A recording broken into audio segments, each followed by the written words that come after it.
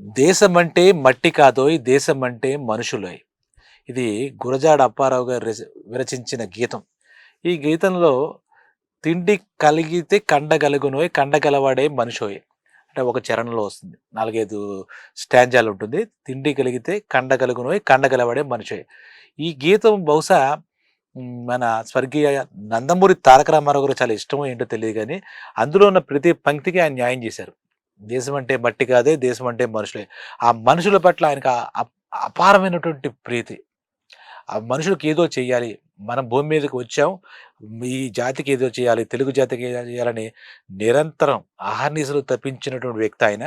ఆయన ఒక రకంగా చెప్పాలంటే కారణ జన్ముడు, యుగ పురుషుడు అని ఆయనకి కొన్ని పేర్లు. ఆ పేర్లకే ఆయన అలంకారం. ఆయనకి ఆ పేర్లేమి అలంకారం కాదు, ఆ బిరుదులు. కారణ జన్ముడు, అలాగే ఆయన యుగ పురుషుడు అని కూడా మనం చెప్తాం. తెలుగు సినిమా చరిత్రలో ఆయనది ఒక ప్రత్యేక స్థానం, ప్రథమ స్థానం అంటే అతిశయోక్తి కాదు. ఆయన ఉన్నంత కాలం అదొక స్వర్ణ యుగం. అక్కడ ఇప్పుడు ఇవన్నీ మనం వింటూనే ఉంటాం, చూస్తూనే ఉంటాం. ఆ తెలుగు జాతి ఖ్యాతి ఖండాంతరాలు దాటి వెళ్ళిందంటే ఆ మహానుభావుడు యొక్క ఆ పుణ్యం. ఎందుకంటే ఆయన రాజకీయాల్లోకి వచ్చి సినిమా రంగాన్ని పరిపుష్టి చేసి సంపూర్ణంగా అక్కడ అద్భుతమైనటువంటి విజయాన్ని సాధించి ప్రజలకి మరిచిపోలేని పాత్రలు చేసి మరపురాని మరిచిపోని ఒక కథానాయకుడిగా ఆయన మిగిలిపోయారు. గుండెల్లో మిగిలిపోయిన వ్యక్తి ఎవరైనా అంటే మొట్టమొదటి చెప్పుకోవాల్సిన విషయమే నందమూరి తారక రామారావు గారు. ఎన్టీఆర్ అని అందరూ పిలుచుకుంటారు. ఇంకా మాట్లాడితే అన్నగారని కూడా పిలుచుకోవడం మనం వింటూ ఉంటాం అనమాట. ఆయనకి రాజకీయాల్లో కూడా అప్పటికే కొన్ని ఏళ్ళగా ఉన్నటువంటి కాంగ్రెస్ పార్టీతో ఢీకొని అక్కడ తెలుగుదేశం అనే పార్టీ పెట్టి ఇంకా ఆయన సాధించిన ప్రతి విజయం ఒక సెపరేట్‌గా ఒక అధ్యాయం అనమాట. అందుకే ఆయన చరిత్ర ఏంటంటే స్వర్ణ చరిత్రే. ఆయన ఆయన ఎక్కడుంటే అక్కడ ఆయన పాదం పెట్టిన చోటల్లా అది ఒక స్వర్ణమయమైందని చెప్పాలి. అది సినిమా ఇండస్ట్రీ అయినా స్వర్ణయుగమే, రాజకీయ యుగమైనా స్వర్ణయుగమే. నిరంతరం ప్రజలకి ఏదో ఒకటి అందించాలనే తపన గల అదే విధంగా ఆహ్, ఆయన కీర్తి ఆటోమేటిక్‌గా చాలా మొట్టమొదట వచ్చేసింది ఆయన వెళ్ళిన తర్వాత. ఇండస్ట్రీలోకి వెళ్ళిన తర్వాత కొద్ది రోజులకే ఆయన నంబర్ 1 స్టార్ అయిపోయారు. అందులో డౌటే లేదు. ఆయనకి విశ్వవిఖ్యాత నట సార్వభౌమ అనే పేరు వచ్చిందంటేనే ప్రజలు అలా పిలుచుకునేవారంటే మా ఇంటి వాడు అనుకునేవారు చాలామంది. అంత దగ్గర అయినటువంటి వ్యక్తి. సరే రాజకీయాలు, అదే రకంగా సినిమాలు అన్నీ పెట్టుకుంటే ఆయన గురించి చెప్పుకోవాలంటే ఆయన ఆరోగ్యం, ఆయన ఆహారపు అలవాట్ల గురించి మాట్లాడుకోవాలనమాట. ఇది ఇందాక చెప్పాం కదా! తిండి గలిగితే కండగలదోయ్ కండగలిగినోడు మనిషి అని చెప్పి గురజాడ వాక్యాలు మనం ప్రస్తావించుకుంటే ఆయన ఆహారపు అలవాట్లలో చాలా ఇప్పటిలాగా డైటింగు అది ఇది అని ఏమీ లేదు. ఆయన తినడం, పని చేయడం. కడుపు నిండా తినడం, పూర్తిగా చెమట పట్టేలా కష్టపడ్డం. ఆయనది ఒక ఆయన దినచర్య గాని, ఆయన జీవితం గాని అందరికీ ఆదర్శప్రాయం స్ఫూర్తి ప్రదాయకం అనమాట ఆ చరిత్ర. ఇక మనం ఇప్పుడు ఆయన ఆహారపు అలవాట్ల గురించి మాట్లాడుకుంటే ఆయన డైట్ ప్లాన్ అంటాం కదా! ఇప్పుడు మాట్లాడుకుంటాం. ఇప్పుడు కడుపు నిండా తినలేం, కంటి నిండా పడుకోలేం. ఆయన 2 చేసిన యోగ పురుషుడాయన. యుగ పురుషుడు కాదు, యోగ పురుషుడు కూడా. ఎందుకంటే ఆయన బ్రహ్మముహూర్తంలో లేచేవాట ప్రతిరోజు కూడా. ఆయన గురించి తెలుసుకోవాలి. ఆయన దినచర్య తెలుసుకోవాలి. అలాగా ఆహార అలవాట్ల గురించి చేసుకోవాలి. ఆయన ఆరోగ్యాన్ని కాపాడుకునే విధంగా చేసుకున్నారంటే ఎంత ఆయన డిసిప్లిన్, ఆయన ఆయన విజయంలో ప్రధాన పాత్ర క్రమశిక్షణ, సమయపాలన. మిగిలిన టాలెంట్స్ అద్భుతమైన బహుముఖ ప్రజ్ఞాశాలి, ప్రతిభాశాలి. ఇక అందులో ఏం డౌట్ లేదు. అవన్నీ మనం ఎన్ని సార్లు చెప్పుకున్నా చరివితి చరణం అవుతుంది తప్పితే అది చరిత్ర అది. ఎన్టీఆర్ అనే 3 అక్షరాలు చరిత్ర అనమాట. మనకు తెలుగు వాళ్ళందరం చేసుకున్నాం. అలాగే ఆయనని దేవుడుగా కూడా తెలుగు ప్రజలు ఆరాధిస్తారు. ఆయన అభిమానించడమే కాదు. ఆయన సాక్షాత్తు కారణజన్ముడుగా కూడా ఆయన్ని దేవుడుగా చూసిన వైనం మనకు తెలుసు. అప్పటినుంచి ఇప్పటిదాకా కూడా. ఇంకా ఆయన ఆహారపు అలవాటు గురించి మాట్లాడుకుంటే పొద్దున్న బ్రహ్మముహూర్తంలో లేచి అప్పటినుంచి ఆయన ఆయన ఖచ్చితంగా ప్రతిరోజు క్రమం తప్పకుండా వ్యాయామం చేసేవారట. అంటే ఆ పాత పద్ధతిలో కసరత్తులు. ఖచ్చితంగా వెళ్ళి ఆయన గంట, గంటన్నర నిర్విరామంగా ఆయన ఇది చేసేవారు వ్యాయామం. ఇప్పుడు మనకి ఆ వ్యాయామం అంటే కొత్తగా ఉంది. ప్రతిరోజు చేద్దాం అనుకుంటాం కానీ చేయలేం. కానీ ఆయన జీవితంలో ఎప్పుడూ కూడా ఆయన సినిమా ఇండస్ట్రీలో ఉన్నప్పుడు వ్యాయామానికి పెద్దపీట వేసి వ్యాయామం చేసేవారట.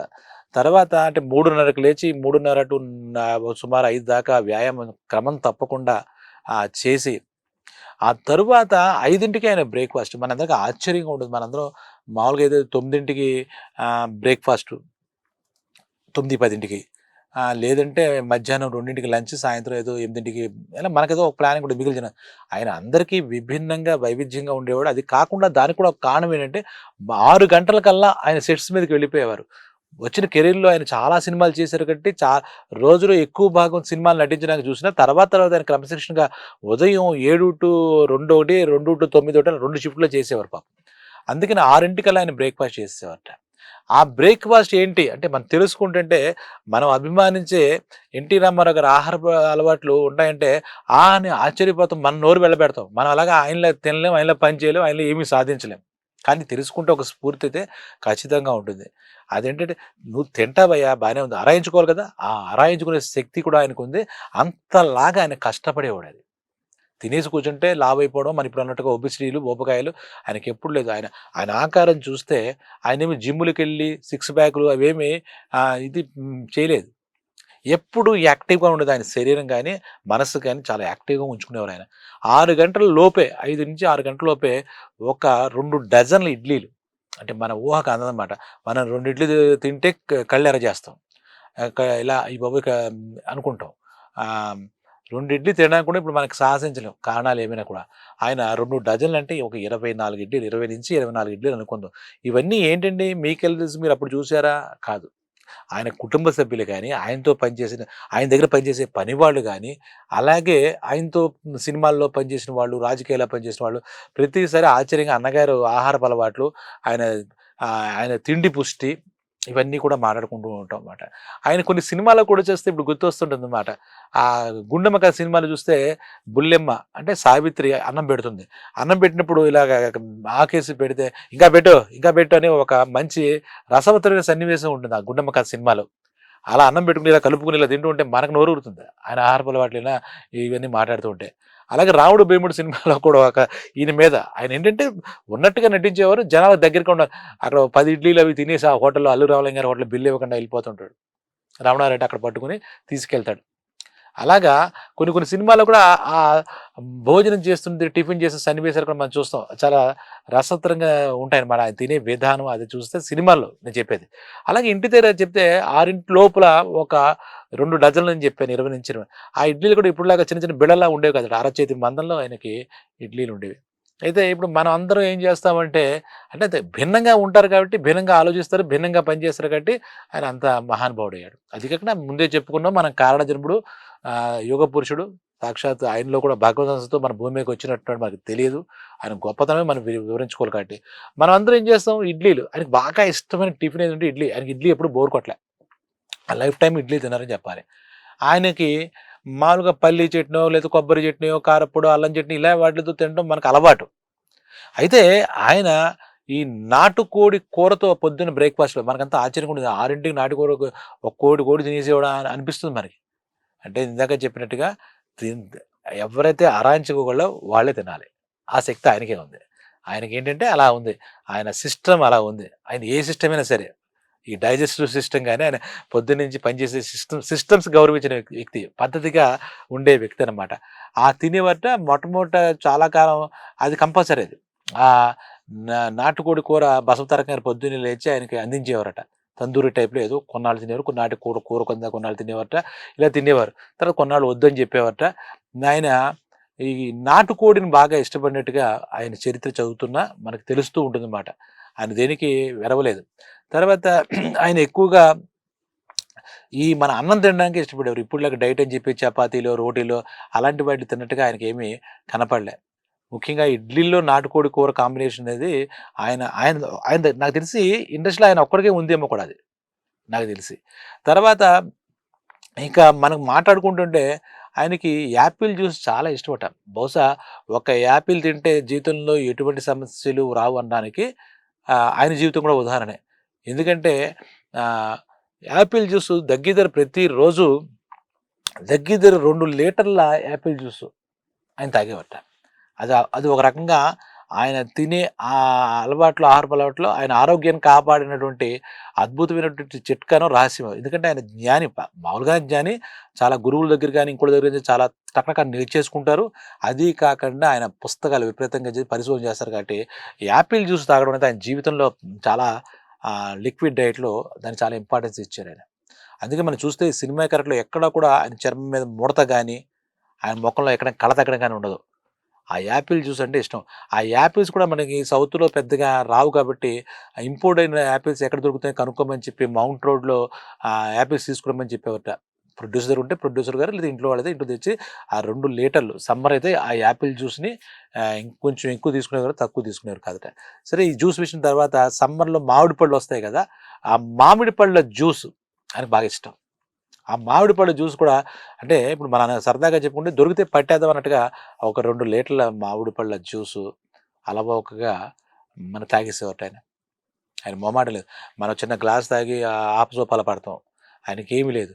ఇంత తింటున్నారు, ఎక్కువ తింటున్నారని మనం అనుకోవడానికి ఏమీ లేదు. ఎందుకంటే ఆయనకు ఆ దృఢత్వం ఉంది, సామర్థ్యం ఉంది. రెండోది అంతకంతా ఆయన కష్టపడి పనిచేసేవారు. ఆయన నిస్త్రాణగా, నీరసంగా, నిస్సహాయతగా ఆయన ఎప్పుడు సెట్స్ మీద ఉండేవారు కాదట. ఫైటా, డాన్సా ఏదైనా సరే ఆయన కంటిన్యూయస్‌గా పనిచేసాడంటే ఆ తిన్నది ఆరాయించుకోవడానికి ఆయన జీవిత విధానంలో కొన్ని అలవాట్లు పెట్టుకున్న దానికి రాత్రి చాలా తొందరగానే అంటే 8 గంటలకు అలాగా డిన్నర్ పూజ చేసేస్తే ఆ 9 గంటలకల్లా ఆయన పడుకునేవారట ప్రశాంతంగా. ఆయనకెప్పుడూ కూడా అనారోగ్య సమస్యలు కూడా ఆయన జీవితంలో చూడలేదు. నిజం చెప్పాలంటే పలానా ఇప్పుడు ఎక్కువ తింటున్నారని మనకు అనిపించొచ్చు గానీ, ఇప్పుడు మన మన బతుకులంతా ఏరుకొని తింటాం, మెతుకులు ఏరుకొని తింటాం. ఆయనకు ఆ తిండి పుష్టి, ఆ దేహ దారుఢ్యం అన్నీ ఉన్నాయి. అలాగే వ్యాయామం, కసరత్తులు, మనసు ప్రశాంతంగా ఉండడం, ఎప్పుడు తనకు తను ఎంగేజ్ అయ్యి ఉండడం, అన్ని విషయాల్లో కూడా తను కష్టపడుతూ పనిచేయడం వల్ల మన ఎన్టీ రామారావు గారికి ఆ ఆహారం ఉండేదన్నమాట. ఆ వెజిటేరియన్ కన్నా నాన్ వెజ్ బాగా ఇష్టం. ముఖ్యంగా చెప్పుకున్నాం కదా! నాటుకోడి కూర అది ఇది చెప్పుకున్నాం కదా! తో పాటు వెజిటేరియన్‌లో భోజనం పెడితే గనక ఆయనకి 2 వెజిటేరియన్ కూరలుండాలి. అలాగే రసం ఉండాలి. ఇలాగ కొన్ని కొన్ని స్పెసిఫిక్‌గా ఆయనకుండేది. ఆయన టేస్ట్ ఉంది ఆయనకి.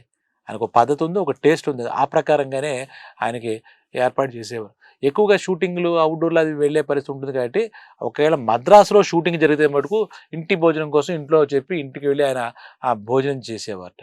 ఇంకొక ఆసక్తికర విషయం అంటే 2 షిఫ్ట్‌లు పనిచేశారని చెప్తున్నాం కదా! పొద్దున 7 నుంచి రాత్రి 9 దాకా ఆయన పనిచేసిన సందర్భాలున్నాయి 2 షిఫ్ట్‌లు. అంతకుముందు ఇంకా ఎక్కువ కాలం ఎక్కువ పనులు చేసినా కొన్నాళ్ళకి తగ్గించుకున్నారు పని.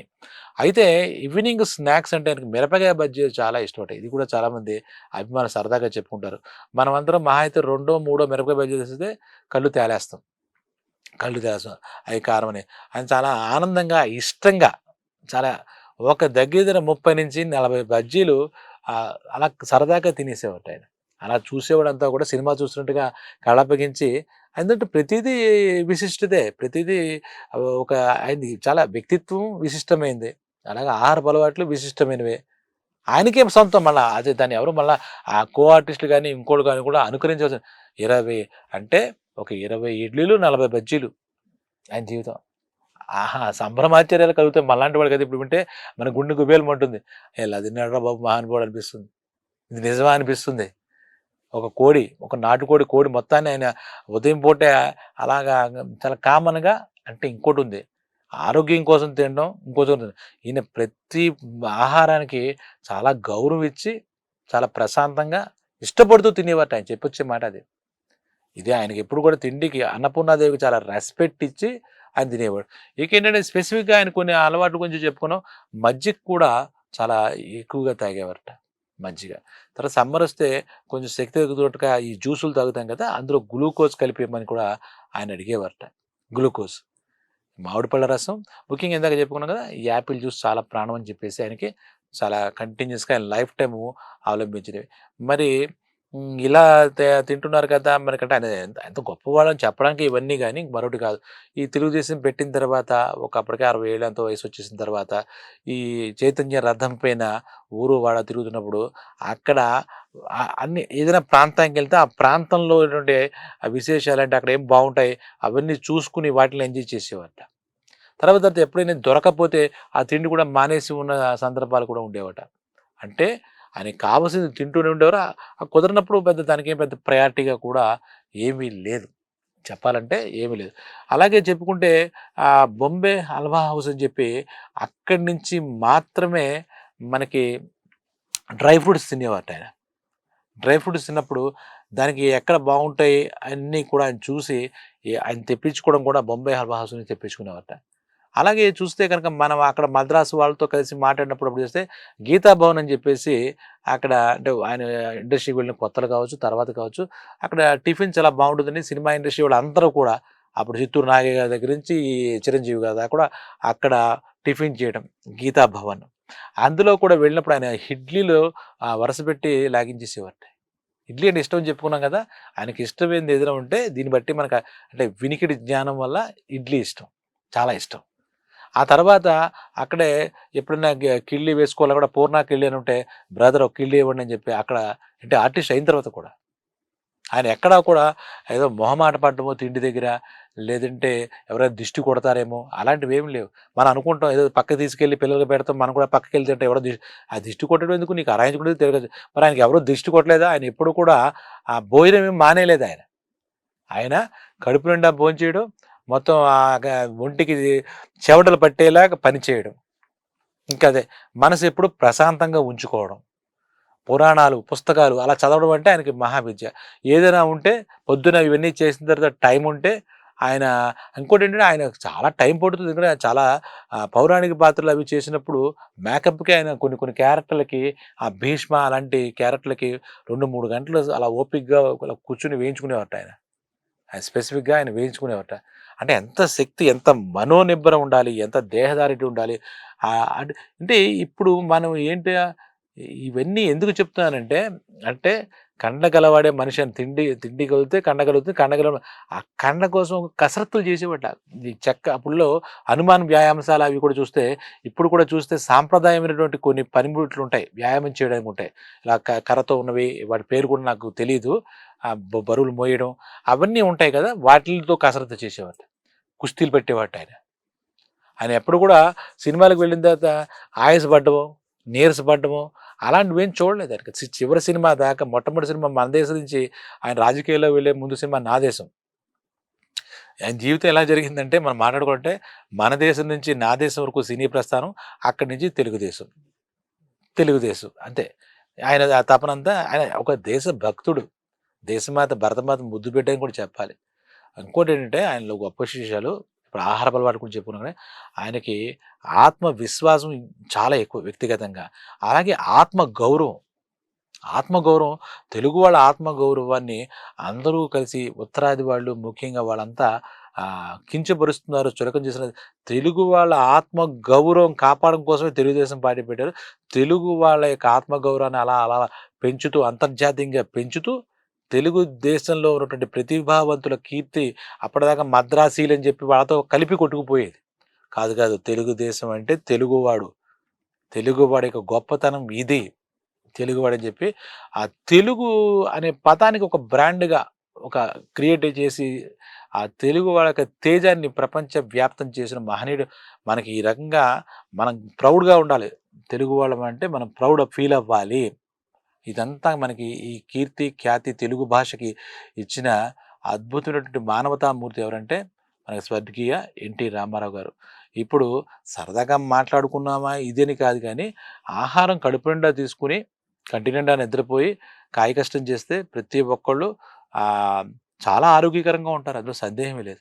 అలాగే మానసిక ఆరోగ్యాన్ని కూడా ధ్యానాది కార్యక్రమాలు చేసుకుంటూ, వ్యాయామాది కార్యక్రమాలు చేసుకుంటే మనము ఎన్టీ రామారావు గారి గురించి ఆయన ఆహారపు అలవాటు చేసుకుంటూ ఇంకో విషయం చెప్పడం మర్చిపోయాను.